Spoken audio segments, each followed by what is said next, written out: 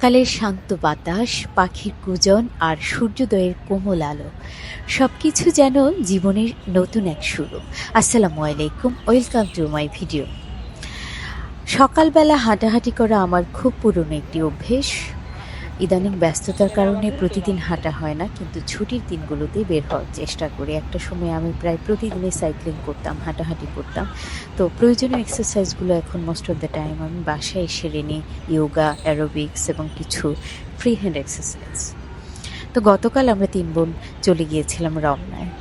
রমনার স্নিগ্ধ প্রাকৃতিক পরিবেশ সকালবেলা বেশ অন্যরকম লাগে। যারা হাঁটাহাঁটি এবং এক্সারসাইজ করেন, মর্নিং ওয়াক করেন, তারা বেশ ভালো করে জানেন বিষয়টা। সকালের হাঁটা শুধু শরীরের জন্যই নয়, মনের জন্য এক পরম শান্তির উৎস। প্রতিদিন ভোরে প্রকৃতির কোলে সামান্য কিছু সময় কাটানোই পারে বদলে দিতে আপনার পুরো দিন। সকালে হাঁটার অনেকগুলো উপকারিতা আছে, তার মধ্যে কয়েকটি বলছি। শারীরিক সুস্থতা বৃদ্ধি, মন ভালো রাখা ও মানসিক চাপ কমানো, হৃদরোগ ও ডায়াবেটিসের ঝুঁকি হ্রাস, রক্তচাপ নিয়ন্ত্রণে সহায়তা, রুচি ও ঘুমের উন্নতি, সৃজনশীল চিন্তা ও মনোসংযোগ বৃদ্ধি, প্রাকৃতিক সৌন্দর্য উপভোগ করে আনন্দ লাভ। হাঁটা কেবল শরীর চর্চা নয়, এটি আত্মার সঙ্গেও এক ধরনের সংযোগ বলতে পারেন। প্রতিদিন সকালে ৩০ মিনিট হাঁটার মাধ্যমে আপনি অনুভব করতে পারেন এক নতুন প্রাণশক্তি। প্রত্যেকটা মানুষেরই নিজের জন্য কিছুটা হলেও সময় রাখা উচিত।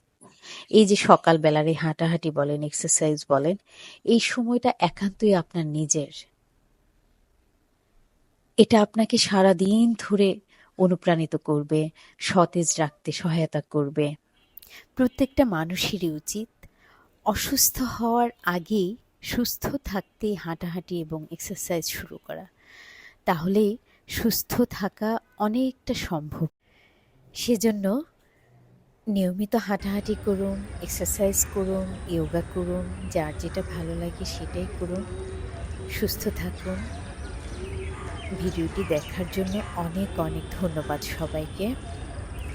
ভালো থাকবেন, সুস্থ থাকবেন, সুন্দর থাকবেন। আল্লাহ হাফেজ।